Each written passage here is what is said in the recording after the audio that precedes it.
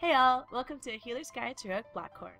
Once again, we adventurers find ourselves on a ship trying to save it from a perilous fate at the hands of, at least this time, Deathwing. In order to keep your head on straight as a healer or raid leader, listen on for a detailed explanation of the fight from our perspective.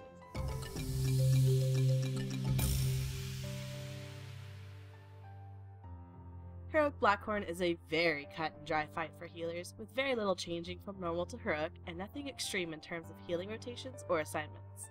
We 5-healed it with very little issue in terms of healing, and the composition of healers is not as stringent as other fights. We brought one Holy Priest, one Disc, one Paladin, one Shaman, and a Druid on our original kill. On our most recent, we brought 2 Shamans and 1 Priest, and a Druid and a Paladin. So there's really not much difference on what you bring as opposed to, you know, your Saj, where like 2 Paladins were absolutely necessary. However, Barrier is highly recommended, as it is at least one Spirit Link due to the nature of Twilight Onslaughts in Phase 1 and the initial stacking for Phase 2 with Void Zones and Shockwaves. This fight has 2 phases. The first one requires healers to help soak barrages that look like mini onslaughts to save the ship, while using our raid cooldowns when the entire raid soaks Twilight Onslaught together. Healing is pretty straightforward for this part of the encounter, again, with tanks swapping and needing moderate healing from the Pally or Shaman, and everyone else needing spot healing for when they soak Onslaughts. Raid cooldown should be on a set rotation for the Twilight Onslaughts, in which everyone will take a consistent, even amount of damage at the same time. We use Barrier, AM, Spirit Links in that order, as well as our tank cooldowns. We Pally Divine Guardianed for the first and 4th soak, and a warrior used his on a 3rd soak. The timing between the mob charges starts to line up more and more when we are grouped up around the last 2 of the Twilight Onslaughts, so it's very important to have everyone get out of the group once the barrage is soaked. Druids can be very, very useful by stampeding Roar as soon as we need to start moving out in order to help with that. You can use AoE healing like hymns and tranks on the first 2 soaks, but if you find that you need it after that, it's probably recommended just save them for Phase 2. Unless, of course, everyone's going to die, and then, again, that's just a healing decision that you'll have to make in the heat of the moment. I can't tell you when to use this.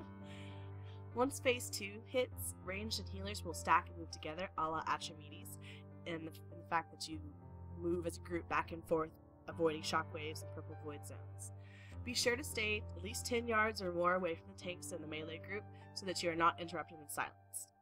I found that if you somehow get stuck having to take a shockwave due to finishing a heal or just being out of position, that going bear form is super helpful. Unfortunately, if you're not a druid, I mean, Pally Bubble, anything that helps. I mean, you can survive taking a shockwave, it's just very unlikely. The main change from normal to heroic in Phase 2 is that the debuff, there's a debuff called Consuming Shroud. This is a debuff that targets a random person, and it absorbs the healing done on that person for a certain amount of healing. Think like the spine debuff, where it goes away once you've healed a certain amount. The only issue is that whatever healing is done to that person then damages everyone around that person in the raid.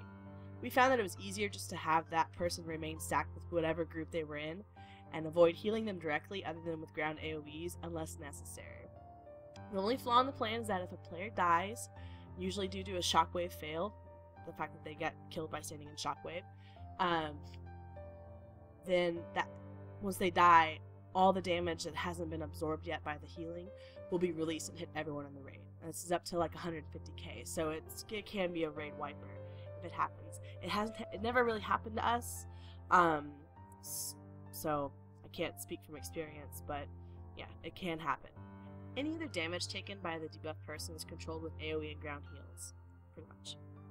The tanking in Phase 2 is, again, fairly standard, with both tanks taking consistent damage. Their damage will increase with the stacks that they receive, but they should be swapping, and it shouldn't really be an issue.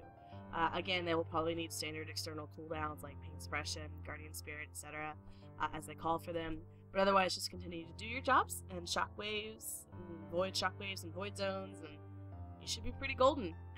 That's all for this Healer's Guide to Heroic Blackhorn. Hope to see you again soon for Heroic Spine. Make sure if you enjoyed or thought this video was helpful that you like, comment, and subscribe below. Thanks, guys. This video is part of the Wave movement, a career path for YouTubers. To find out more, visit tgn.tv.